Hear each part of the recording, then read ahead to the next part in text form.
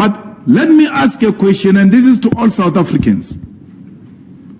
On a hindsight, which mass campaign of the ANC was ever successful from its formation?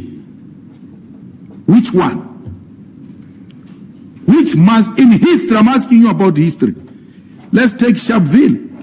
That's not ANC. We all know that. Let's take 1976. The ANC actually issued a statement condemning the children of 1976, only later to hijack the victories of 1976. Where was the ANC when they were calling to run South Africa ungovernable and uncontrollable? There was no ANC in this country in the 80s when the youth took over the streets. There was no ANC.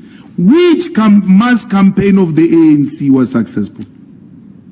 They came and did a mass campaign on HIV and AIDS.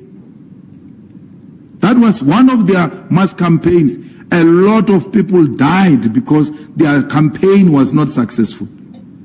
Which mass campaign? So what Mbalula is doing is what his predecessors did, to always condemn mass actions. And they're not starting now.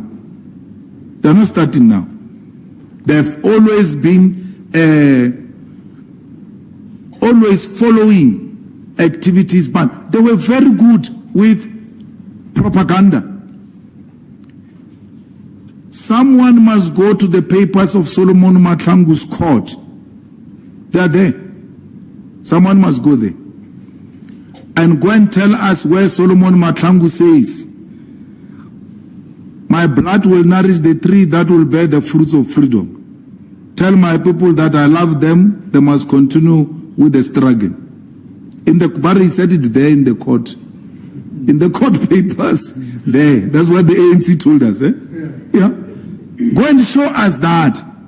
There was a guy there in the ANC, still very good, but he's no longer active, called Peter Maibuye, Joel Nechtens.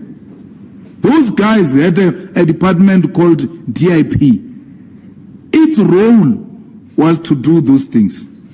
Propaganda, they were very good at that. That's why everything else, if you're to tell someone that 1976 is not ANC, is going to be shocked. What are you talking about? What are you saying? Because people just automatically assume 1976 is ANC. It's not. It's not. So it has got no history of mass protest.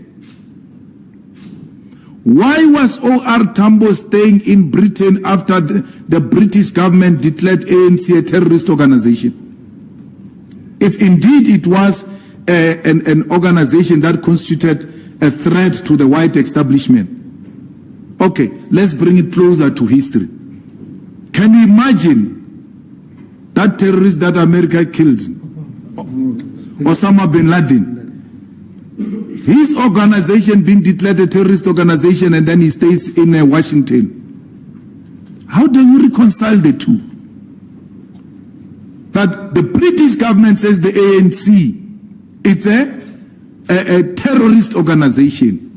Its president and his family and children stay in London and they go to schools in London. Children of Osama bin Laden going to school in Washington. How do you reconcile that? So we shouldn't be told nonsense by people who know nothing about mass mobilization. They don't have a history of mass mobilization.